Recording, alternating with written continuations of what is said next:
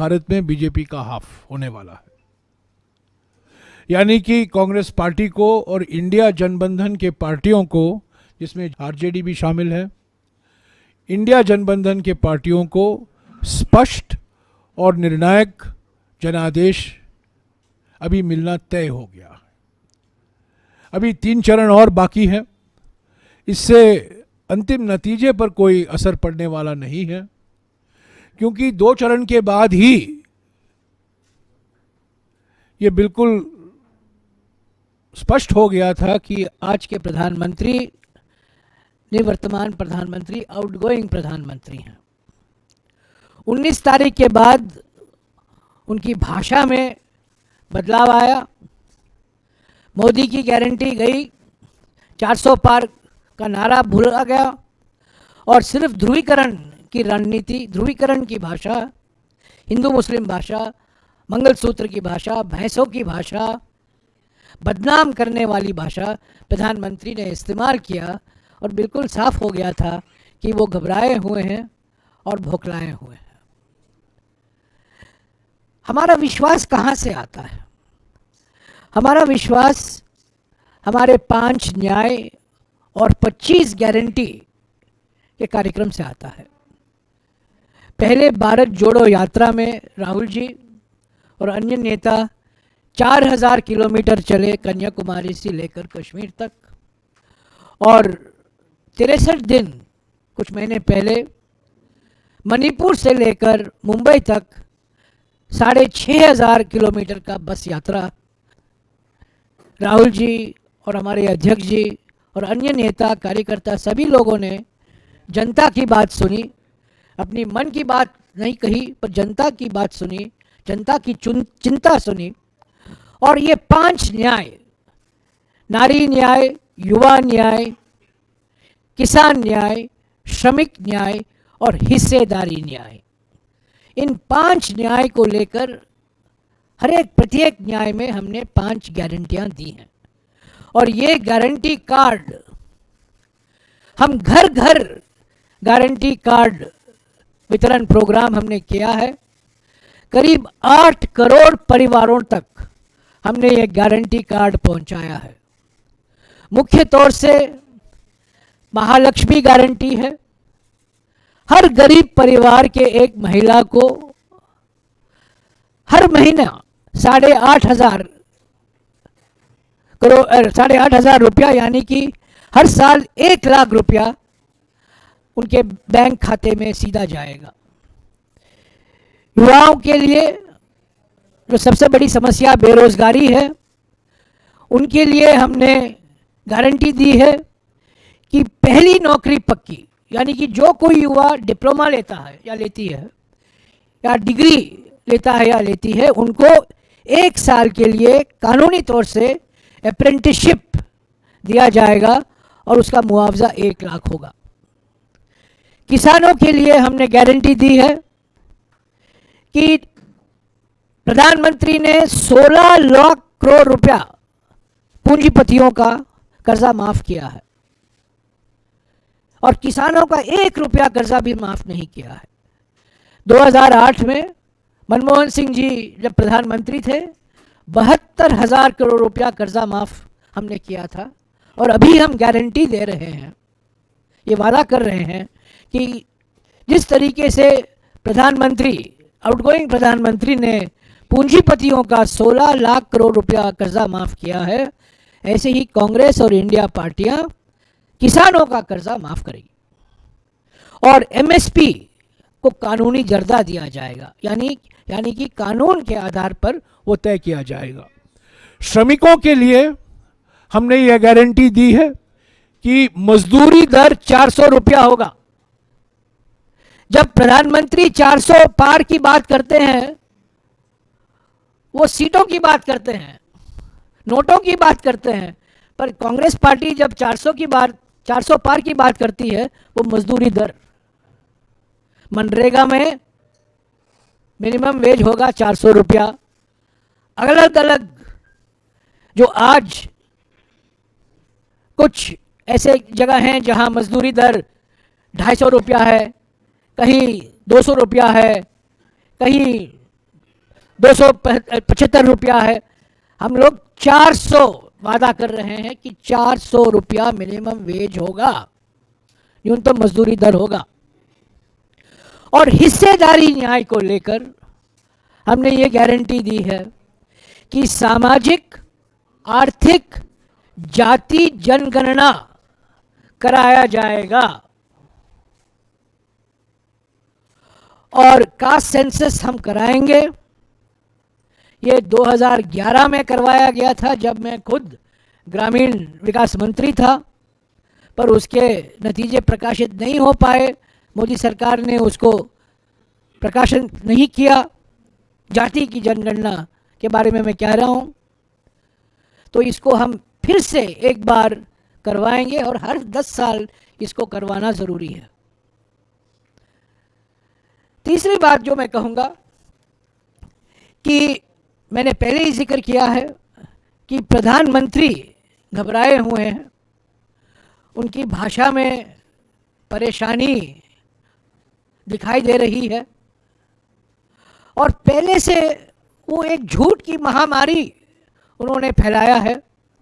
रोज कुछ ना कुछ नया झूठ जनता के सामने बोलते हैं और आज भी कहा है, कल कहा है, आज सभी अखबारों में छपा है कि मैंने कभी हिंदू मुस्लिम की बात नहीं की है, मैंने कभी ध्रुवीकरण की राजनीति नहीं की है। इससे और बड़ा झूठ हो ही नहीं सकता, क्योंकि 19 तारीख से जिस तरीके से कांग्रेस घोषणा पत्र पर आरोप लगाया कि ये मुस्लिम लीग का घोषणा पत्र है, बाद में मंगलसूत्र की उन्होंने बात की, बाद में उन्होंने धन वितरण की बात की जो हमारे न्याय पत्र में शामिल ही नहीं है, और हमेशा ये बोलते रहे इस भाषा में ताकि ध्रुवीकरण को प्रोत्साहन मिले, ध्रुवीकरण को ऑक्सीजन मिले। और आज कह रहे हैं कि मैं इस राजनीति में विश्वास नहीं रखता हूं। ऐसे प्रधानमंत्री पर कोई भी विश्वास नहीं रख सकता। तो मैं प्रधानमंत्री से 4 सीधे सवाल पूछना चाहता हूं जो इस चुनाव में बहुत महत्व रखते हैं। पहला सवाल ये है, राहुल जी बार बार अलग अलग राज्यों में जा रहे हैं और इस किताब को दिखा रहे हैं। यह किताब भारत का संविधान है, ये दिखा रहे हैं, the constitution of India, Bharat का संविधान। और हमारी लड़ाई इस चुनाव में इसको सुरक्षित रखने के लिए है। पार का असली माने यह है कि हमें अधिकार दो, प्रधानमंत्री कह रहे हैं और उनके सलाहकार कह रहे हैं, उनके उम्मीदवार कह रहे हैं, उनके सांसद कह रहे हैं कि हमें 400 पार कराओ ताकि हम नया संविधान बनाएं। बाबा साहब अंबेडकर के संविधान को हम हटाकर नया संविधान लाएं। मेरा सवाल प्रधानमंत्री से यह है कि जब ये संविधान अपनाया गया,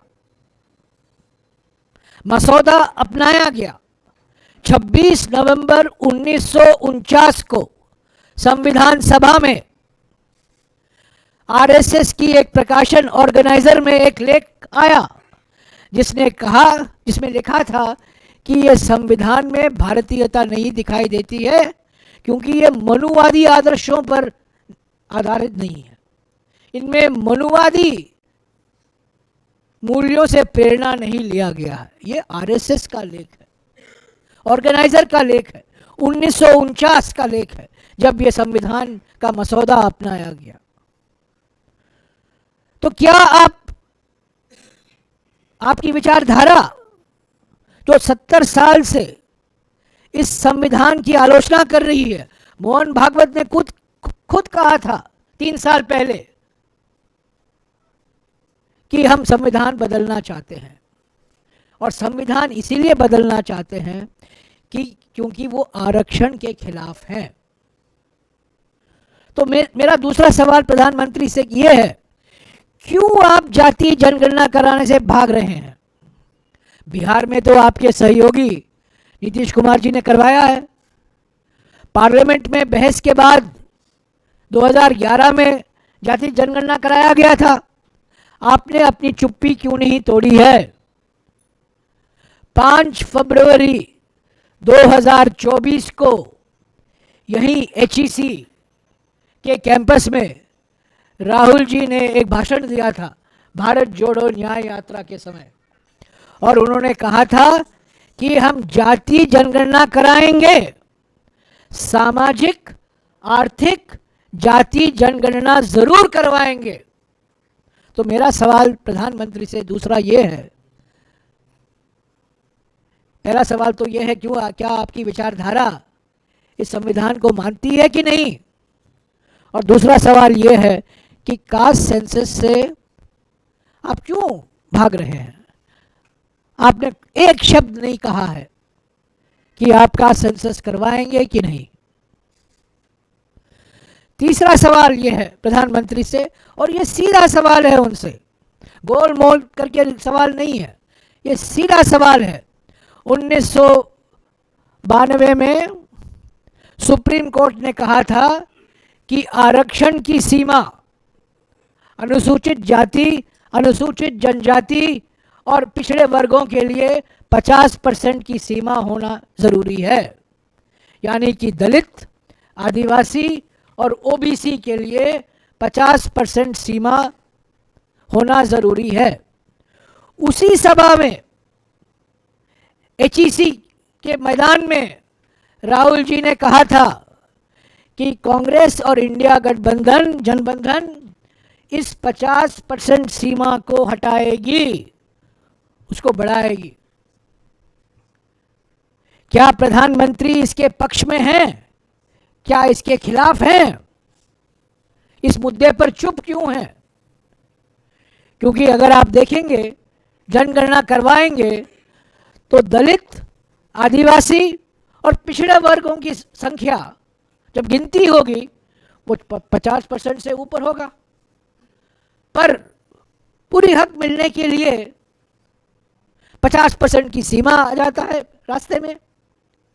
तो इसलिए हमने वादा किया है, हमारे गारंटी में भी हमने कहा है कि हम इस 50% सीमा को हटाएंगे, इसको बढ़ाएंगे, पर इस पर प्रधानमंत्री ने कुछ कहा नहीं है। इस संविधान में 9वीं सूची में तमिलनाडु का कानून एकमात्र कानून है जिसको इस संविधान सुरक्षित रखता है, और तमिलनाडु में आरक्षण शेड्यूल्ड कास्ट, शेड्यूल्ड ट्राइब और OBC के लिए 69% है। वो 50% की सीमा का उल्लंघन है, पर क्योंकि वो कानून 9वीं सूची में शामिल किया गया था 1994 में, जब हमारी कांग्रेस के प्रधानमंत्री नरसिम्हा राव जी थे, वो उसको ये कॉन्स्टिट्यूशन, ये संविधान सुरक्षित रखता है। अलग अलग राज्यों में अगर ये 50% के ऊपर जाएगा, क्या वो कानून भी 9वीं सूची में लाएंगे? हम कह रहे हैं, कांग्रेस पार्टी गारंटी दे रही है, अगर झारखंड में ये 60% होता है या 70% होता है, वो हम 9वीं सूची में लाएंगे। संविधान की सुरक्षा उसको मिलेगा, कवच मिलेगा, संविधान का कवच मिलेगा उस कानून को। इस पर प्रधानमंत्री की कोई टिप्पणी नहीं है।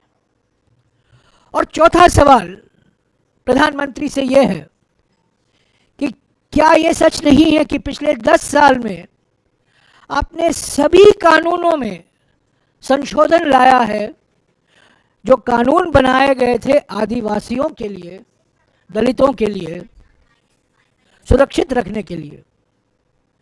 वन अधिकार अधिनियम 2006 को कमजोर किया गया है, वन संरक्षण कानून 1980 को कमजोर किया गया है, भूमि अधिग्रहण कानून 2013 उसको कमजोर किया गया है, ताकि आदिवासियों से जमीन जबरदस्ती लिया जा सकता है और पूंजीपतियों को दिया जा सकता है, और उसका मिसाल झारखंड में ही है। तो ये क्यों ऐसे कानून लाए गए, क्यों संशोधन लाए गए? बहुमत तो था लोकसभा में और राज्यसभा में। पूंजीपतियों के लिए इन्होंने इन कानूनों में संशोधन लाए, इनको कमजोर किया। क्या ये सच नहीं है? किस मानसिकता के कारण आपने ये संशोधन लाए? तो साथियों, अंत में मैं यही कहूंगा कि ये न केवल चुनावी मुकाबला है हमारा, पर ये विचारधारा का भी मुकाबला है। हम लोकतंत्र को बचाने के लिए इंडिया जनबंधन का गठन हुआ है। हम एक होकर लड़ रहे हैं और इस संविधान को बचाने के लिए, इस संविधान जिसका एक मूल सिद्धांत सामाजिक न्याय है, पंथ निरपेक्षता है, जनतंत्र लोकतंत्र है, संसदीय लोकतंत्र है, पार्लियामेंट्री सिस्टम है, इसको बचाने के लिए हम ये चुनाव लड़ रहे हैं। और हमें पूरा विश्वास है कि जिस तरीके से पहले चरण में और दूसरे चरण में मतदान हुआ, हालांकि ऐसी हमारे देश की जो संवैधानिक संस्थाएं हैं वो निष्पक्ष तरीके से काम नहीं कर रहे हैं, बिल्कुल साफ हो गया है, पर उसके बावजूद हमें जनादेश ज़रूर मिलेगा, क्योंकि बेरोजगारी, महंगाई, बढ़ती हुई आर्थिक विषमताएं, यही तो जनता के मुद्दे हैं। किसान न्याय, श्रमिक न्याय, हिस्सेदारी न्याय, युवा न्याय और नारी न्याय को लेकर जो हम चुनाव प्रचार कर रहे हैं, वो जनता में हर एक वर्ग को पहुंच चुका है वो संदेशा।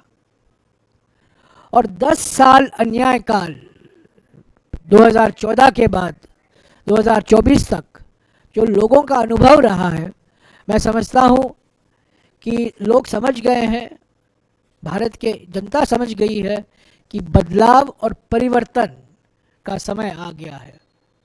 और इसी वजह से हम विश्वास के साथ कह सकते हैं कि ये अभी जल्द ही अपने पद से हटने वाले प्रधानमंत्री हैं और हमें 4 तारीख के बाद इस झूठ के महामारी से हमें मुक्ति मिलने वाला है। शुक्रिया। एक सवाल करके पूछेगा। कहाँ हैं आप? हाँ, सबका जीत है। बोलिए।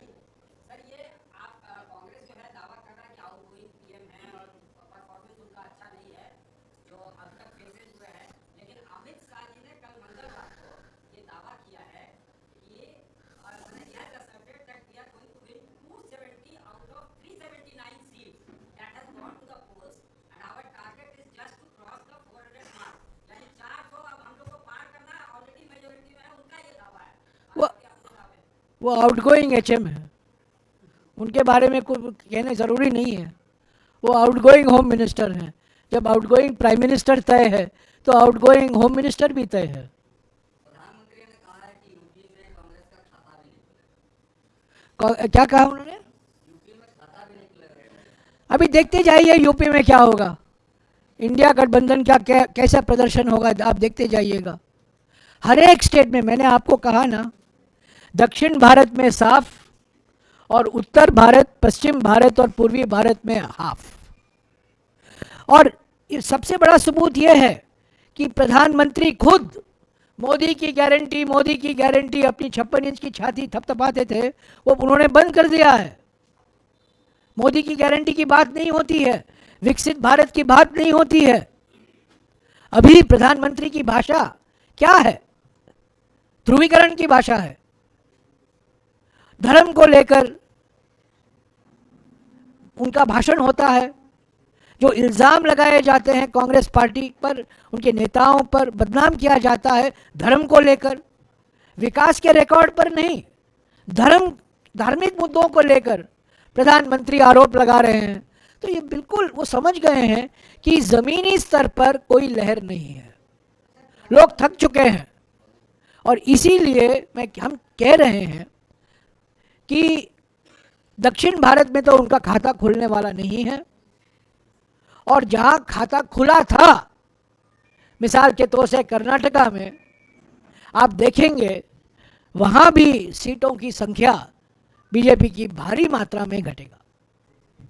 प्रधानमंत्री पूरे देश में, मैं नवीन पूरे देश में प्रधानमंत्री जहां भी अपनी सभा कर रहे हैं वहां पर एक आरोप कांग्रेस पार्टी पर लगा रहे हैं कि झारखंड में नोटों का पहाड़ बन रहा है। तो इस आरोप से आप लोग कैसे बचेंगे?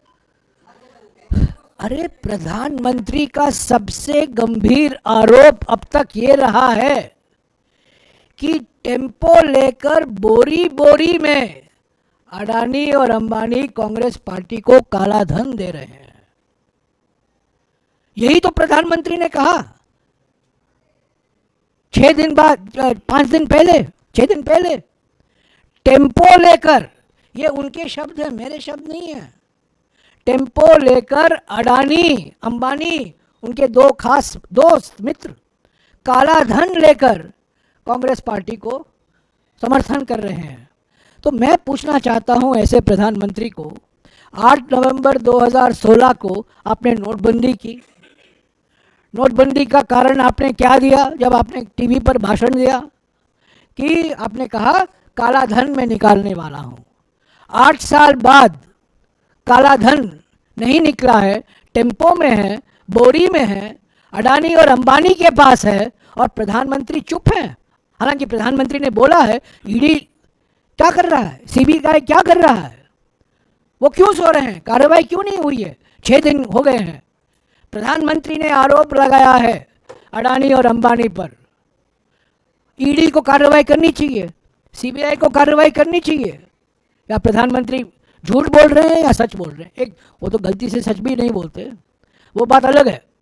पर जब ऐसा गंभीर आरोप लगाया है ऐसे 2 पूंजीपतियों के खिलाफ जिनको मैक्सिमम फायदा मिला है पिछले 10 साल में, मैं आपको एक आंकड़ा देता हूं, ये सरकारी आंकड़े हैं, मेरे आंकड़े नहीं हैं। पिछले 10 साल में 21 पूंजीपतियों के पास इतना धन इकट्ठा हो गया है जितना कि 70 करोड़ भारतवासियों के पास है। 21 पूंजीपति हैं हमारे देश में जिनके पास इतना धन इकट्ठा हो गया है मोदी सरकार की नीयत और मोदी सरकार की नीतियों के कारण, जो 70 करोड़ भारतवासियों के पास है। तो प्रधानमंत्री को यह जवाब देना चाहिए, टेम्पो गिरफ्तार कीजिए, ईडी और सीबीआई को कहिए अडानी और अंबानी के पीछे पड़िए और ये काला धन निकलवाइए, तब और सवाल का जवाब मैं दूंगा। रमेश जी, अभी आपने संबोधन में केंद्रीय एजेंसियों की कार्यशैली पर सवाल उठाया। कांग्रेस इसमें सुधार की कोई कार्यशैली नहीं?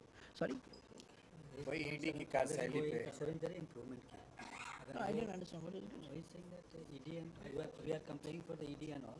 He's saying कि अगर कांग्रेस आएगी तो will improve the ईडी और सीबीआई के बारे में आप बोल रहे हैं। केंद्रीय एजेंसियों पर कहा तो ईडी सीबीआई और रिपोर्ट आए। भयंकर दुरुपयोग हुआ है पिछले कुछ 5-6 सालों में, और दुरुपयोग हुआ है क्योंकि कानून में संशोधन लाए गए थे मोदी सरकार के समय, जो अधिकारियों को ऐसे अधिकार दिए गए थे, कानूनी अधिकार दिए गए थे, तो कुछ भी कार्रवाई हो सकती है। और इनकी प्रतिशोध की राजनीति, उत्पीड़न की राजनीति ईडी और सीबीआई द्वारा ये पूरा कर रहे हैं। हमने हमारे न्याय पत्र में लिखा है, मैनिफेस्टो में लिखा है कि जो ऐसे हमारे कानून में संशोधन किए गए थे, ईडी के कानून में, सीबीआई के कानून में, इनकम टैक्स के कानून में, जो ये भयंकर अधिकार जो अफसर हैं उनके हाथ में दिया जाता है, कोई चेक एंड बैलेंस नहीं है। इसको हम इसकी समीक्षा करेंगे और इस पर हम पुनर्विचार करेंगे, इसमें कोई दो राय नहीं हो सकती। हम ईडीआई, सीबीआई और इनकम टैक्स, इन एजेंसियों को स्वतंत्र रूप से काम करना ज़रूरी है, निष्पक्ष तरीके से। जहां सबूत है आप कार्रवाई कीजिए, ऐसा नहीं कि वो राजनीतिक इशारे पर काम करें। अभी जो हो रहा है, और मैं मिसाल देता हूं, 2 मुख्यमंत्री जेल में हैं, 2 मुख्यमंत्री गिरफ्तार हुए हैं, एक को तो बेल मिला है, 2 मुख्यमंत्री जेल में गए हैं, ईडी ने जेल भिजवाया है, और ये 2 पूंजीपति टेम्पो लेकर कांग्रेस पार्टी के ऑफिस आ रहे हैं और उनके खिलाफ कुछ कार्रवाई नहीं होती है। इससे और बड़ा कोई राजनीतिकरण नहीं का मिसाल मुझे याद नहीं आया। तो इन संस्थाओं को पारदर्शिता से काम करना जरूरी है, निष्पक्षता के साथ काम करना जरूरी है। राजनीति की राजनीतिक नेता होने के नाते आपसे जानना चाहेंगे, जिस तरीके से बीजेपी मंगलसूत्र की बात करती है, जिस तरीके से बीजेपी संपत्ति के बंटवारे की बात करती है, जिस तरीके से बीजेपी भैंस की बात करती है, क्या आप मानते हैं कि इस तरह के जो आरोप होते हैं वो कांग्रेस के जो बेसिक प्रचार है, जो मुद्दे लोगों तक पहुंचाने चाहिए, उससे ज्यादा समय कांग्रेस को सफाई देने में लग जाता है, डिस्ट्रैक्शन आता है? नहीं, हमारे कोई डिस्ट्रैक्शन नहीं है। हालांकि प्रधानमंत्री खूब प्रयास कर रहे हैं रोज ध्यान हटाने के लिए, पर हमारा गारंटी कार्ड वितरण जो प्रोग्राम है 8 करोड़ परिवारों तक पहुंचाना, वो चल रहा है। और अगर आप हमारे कांग्रेस अध्यक्ष के भाषण सुने या राहुल जी के भाषण सुने या प्रियंका जी के भाषण सुने और जो नेता प्रचार के लिए जाते हैं, वो हम बैकफुट में नहीं है, कोई डिफेंसिव नहीं है। हम लोग, हमारा एजेंडा है, हमारा एक सकारात्मक एजेंडा है, 5 न्याय 25 गारंटी, किसान, श्रमिक, युवा, महिला और हिस्सेदारी, यही तो हमारे 5 मुद्दे हैं। और इससे बात शुरू की है। आपने विरासत कर के बारे में इन्होंने कहा और हम पर आरोप लगाया कि हम धन पुनर्वितरण की बात कर रहे हैं हमारे न्याय पत्र में। कहाँ जिक्र है? 80 पेज में एक शब्द नहीं है धन पुनर्वितरण का, वेल्थ रीडिस्ट्रीब्यूशन का। हमने यही कहा है कि बढ़ती हुई आर्थिक विषमताएं एक गंभीर मसला है, इस पर विचार करने की ज़रूरत है। और जब विकास होता है, तेजी से विकास होता है, उसका फायदा सभी वर्गों को पहुंचना चाहिए, एक समावेशी ढंग से। ऐसा नहीं होना चाहिए कि कुछ ही ऐसे लोग हैं, पूंजीपति हैं या उद्योगपति हैं, जिनको सारा फायदा मिलता है और कीमत चुकाते हैं करोड़ों लोग। ऐसा नहीं होना चाहिए। यही हमने कहा है हमारे न्याय पत्र में। तो बेफिक्र रहिए, हमारा चुनाव प्रचार हमारे मुद्दों पर लड़ा जा रहा है। प्रधानमंत्री एक दूसरे क्रिकेट पिच को तैयार करने में लगे हुए हैं 19 तारीख से। हम उस पिच पे क्रिकेट नहीं खेल रहे हैं। उस क्रिकेट पिच सांप्रदायिक पिच है और सिर्फ सांप्रदायिक या धर्म से लेकर मुद्दे वो उठा रहे हैं। जब हमें जवाब देना पड़ता है हम देते हैं, पर हमारा चुनाव अभियान हमारे मुद्दों पर हम कर रहे हैं, उनके मुद्दों। हालांकि वो हमारे मुद्दों पर अभी लड़ रहे हैं और हमारे न्याय पत्र को सबसे ज्यादा पब्लिसिटी देने वाले प्रधानमंत्री लिख ले। हमारे डाउनलोड 5 लाख हमारे न्याय पत्र डाउनलोड हुए हैं 19 तारीख के बाद।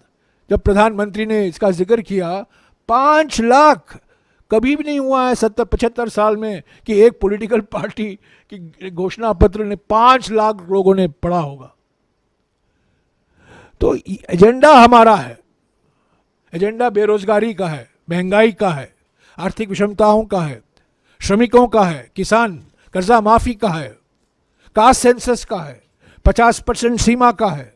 प्रधानमंत्री इस पर कुछ नहीं बोल रहे हैं, कुछ नहीं बोल रहे हैं, अपने इंटरव्यू में भी नहीं बोल रहे हैं और अपने भाषणों में भी नहीं बोल रहे हैं।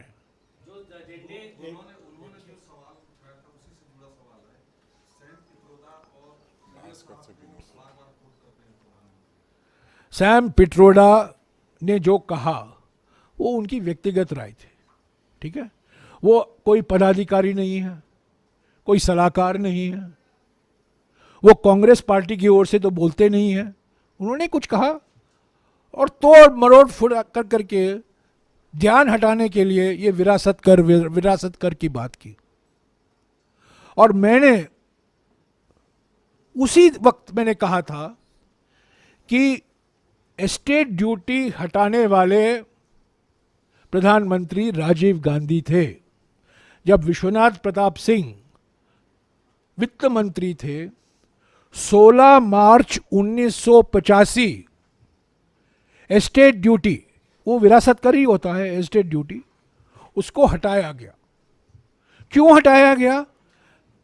वीपी सिंह ने अपने बजट के भाषण में स्पष्टीकरण दिया कि जितना हम खर्च करते हैं उस टैक्स को लेने में वो बहुत ज़्यादा है और उस टैक्स से जो हमें आमदनी मिलती है बहुत कम है, इसीलिए हम इस कर को हटा रहे हैं।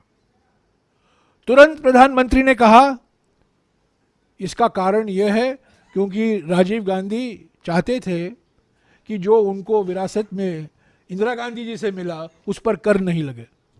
उसका जवाब, मुंह तोड़ जवाब प्रियंका जी ने दिया।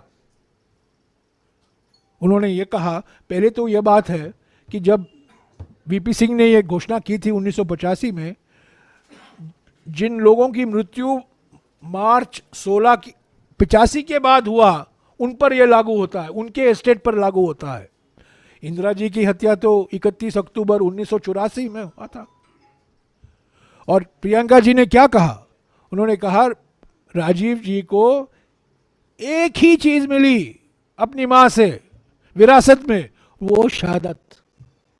ये प्रधानमंत्री समझेंगे नहीं, पर बार बार विरासत कर की बात कर रहे हैं।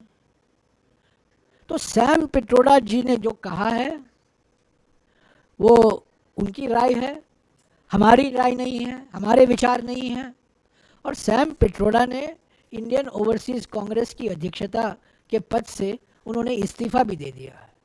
तो हर एक व्यक्ति को लेकर कांग्रेस की क्या राय है, पर सभी लोगों का मैं वकालत नहीं कर सकता।